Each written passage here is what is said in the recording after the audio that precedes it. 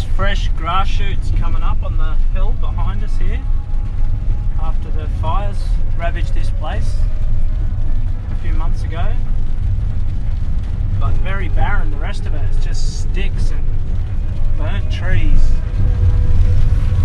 It does look very different down here, that's for sure. But as you can see, it's raining. Smokey's bringing good luck. That's right. Isn't that a lovely sight? Raindrops on the lens. That's right. Oop. Careful, blooper earlier. Alright, so coming to have a bit of a creek check. We're back out in our favourite spot on a bit of land we've got access to from a lovely bloke. So Mick, if you're watching, thanks buddy. Last time we came out here we were struggling with the heat. The heat was really, it was something else. But hopefully this trip might not be too bad because we've got a little bit of rain. And also last time there was next to no water in the river because two reasons: it wasn't raining, which is the obvious reason, but secondly, they had fires out this way a week, I think about a week or 2 weeks before we came out, and the helicopters were using all of this water, or all of this river to bomb the fires with the water. So any catchments of water or anything that was left, they just completely drained it, which is great. You know, they were lucky to have that resource to be able to, I think they saved a few properties with regards to being able to use the water. But we struggled, as I mentioned, just because, just the heat and whatever. But this is great. This is, compared to last time, this is like, oh, fantastic.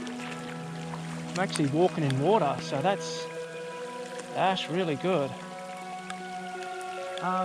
Anyway, I've got something planned for you guys this trip. I've been meaning to do this for a while.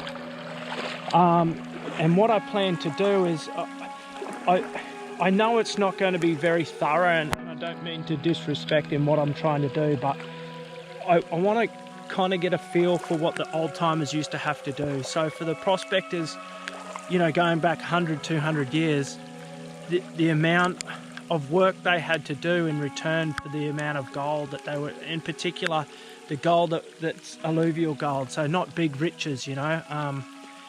So what I want to try and do is give myself, and hopefully portray that in the video of this trip, of how much gold you have to find just to be able to feed yourself.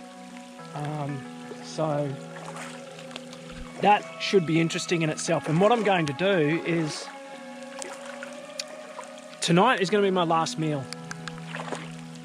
So my last real meal. We're going to be here for 2 or 3 days, but tonight I'm going to have a decent meal. But in the morning I'm going to wake up, and for the next 2 days, the only thing, I'm going to have water, obviously, because you need water to survive, and the old timers probably would have had water without gold. They would have had catchments to drink from. But what I'm going to do is, I'm only going to eat when I've found gold.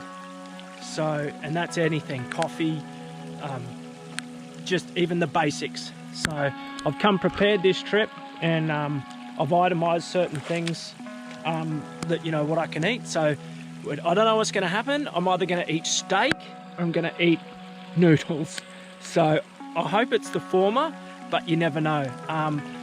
Sometimes when we come out here, we get onto the gold really quickly, and you know, we can get up to, you know, 0.3 of a gram in a couple of days, which is actually quite good. And if you work that on the current gold price of $70 a gram, you're looking at about a third of that. So, you know, it's quite possible for me to get $18 to $20 worth of gold in the next couple of days. But we've been out here at times where the first day we've got zero, and I'm a little bit anxious for that to happen, because I've never dieted at all. So and actually I did diet once, and that was when I went to the gym, and a friend told me if you just eat protein, then, you know, you can kind of can, you know, increase your gains or whatever in the gym. And I tried it, and I just ate chicken breast for the day, and honestly I couldn't sleep. Without carbs and the proper food, well, not even the proper food, my diet's always been terrible. So Smokey without sugar, could be an interesting 2 days. And I apologise in advance to Jo because she's probably going to be behind the camera, and I may not be my happy self. So, but that's what I'm trying to do. I'm trying to put myself in the elements, and I'm trying to put myself under pressure to find the gold, because normally we come out here and I'm well fed and I'm caffeinated and everything's happy, hunky-dory. So tomorrow, I hope I hit the ground running, especially to get my first coffee of the day. I tell you what, the first pan that comes in with the first few flecks, I'm going to be straight up to the car and getting that caffeine into me. So, and hopefully from that point I can get some luxuries, you know, being some decent food, particularly like for lunch to keep me going throughout the day, and at night to replenish the energy. So how good is this rain? This is so nice. You know. Anyway, that's in store for this weekend. I hope you guys like it. This could be the last time Smokey's got a smile on his face. Tomorrow morning I could be quite angry. So I'll get back to you tomorrow morning, and hopefully have a big full belly tonight and catch us in the morning for a test. That's right.